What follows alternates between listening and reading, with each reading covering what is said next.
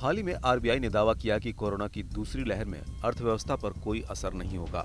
इसके अगले ही दिन आईएमएफ की रिपोर्ट में रिकवरी की रफ्तार तो तेज बने रहने का भरोसा जताया गया था, लेकिन ये भी आशंका जताई गई थी कि दूसरी लहर के मद्देनजर लगाए गए प्रतिबंधों के चलते आर्थिक रिकवरी को ब्रेकर्स का सामना करना पड़ सकता है। इसकी सबसे ताजा मिसाल होली कारोबार को माना जा सकता है। इस बार बाजारों दुकानों में लोगों की भीड़ हर साल जैसी नहीं रही। शुरुआती आंकड़ों के मुताबिक कई राज्यों में होली पर व्यापार घटकर आधा रह गया है, यानी हर साल होली पर होने वाले 25,000 करोड़ के कारोबार के घटकर 12 से 15,000 करोड़ रह जाने की आशंका है।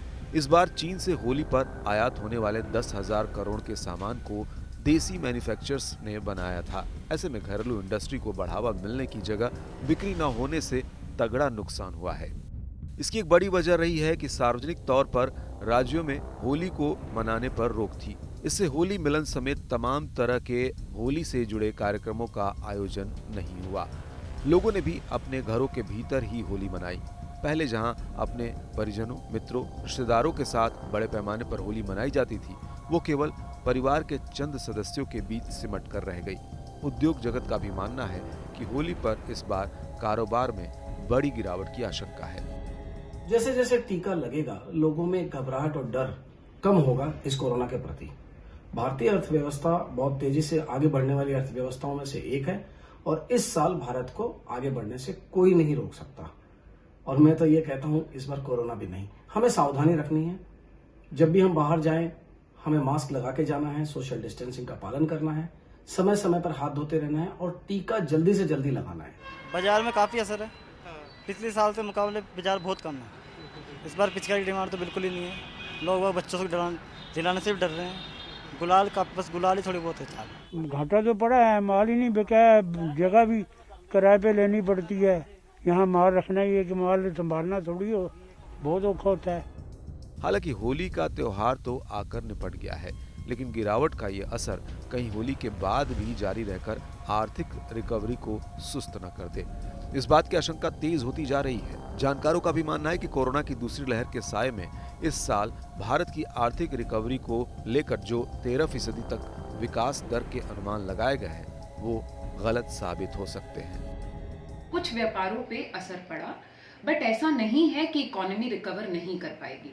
इकोनॉमी बिल्कुल रिकवर करेगी, क्योंकि किसी भी इकोनॉमी की रिकवरी में सिर्फ एक सेक्टर का रोल नहीं होता, उसमें बैंकिंग सेक्टर का रोल होता है। जो बैंकिंग सेक्टर आपको लोन्स दे रहे हैं, सरकार की पॉलिसीज का रोल होता है, मैन्युफैक्चरिंग यूनिट्स का रोल होता है और बाकी सेक्टर्स का भी रोल होता है। तो अगर हम इन कलेक्टिव देखें तो डेफिनेटली रिकवरी होगी।